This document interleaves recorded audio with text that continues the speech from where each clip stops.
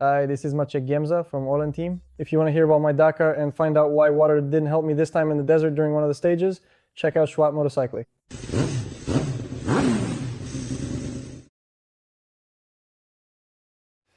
Hello. Today I'm filling in for Andrzej Elias and I'm at the special host's place, Maciej Giemza.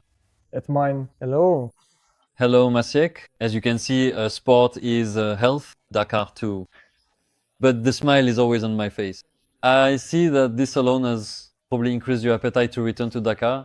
Well, there's no point in feeling sorry for yourself, right? Many people get injured in the work. Fortunately, this injury spared the most important parts of the human body, like the spine and the head, where the consequences could be much more serious. And just a torn ligament or a broken bone is simply a matter of time and it will work again. So, as I said, we're not dwelling on it, we're just looking ahead. The most important thing is that my mindset is even stronger after this and I'm more motivated to take action.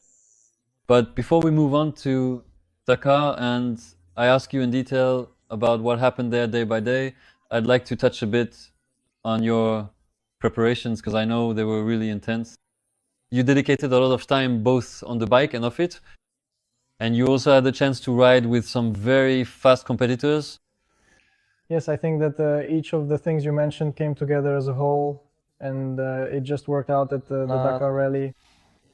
I also think that the time I spent in Dubai right before the rally, those 3 weeks in the desert where I met some great riders, really contributed to my increased confidence in the desert. I also somewhat unconsciously picked up a bit more speed and felt comfortable and confident doing it. I didn't have that feeling of, oh damn, now I know I'm going fast. I was just going fast without really feeling it, and the times were showing up pretty well. So I really did a great deal, a significant amount to achieve something truly remarkable like that, to diligently fight for it.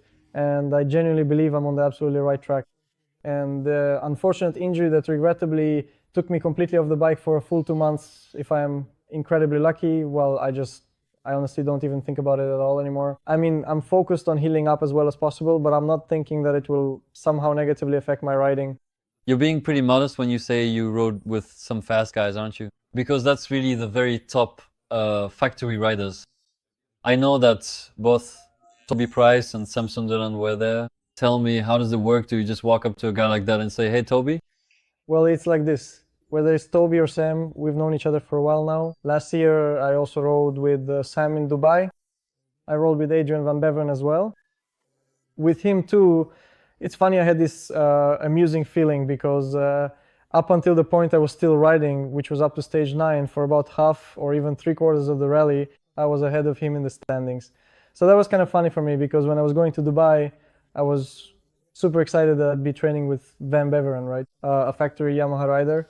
And then later on during the stages, I noticed he was giving me these sideways looks, because I was the one who was eager to train with him. And then later on during the stages, I somehow managed to be ahead of him. And that was just funny to me. And the way I saw it, it was just amusing, nothing more. Something just must not have been clicking for him, I don't know.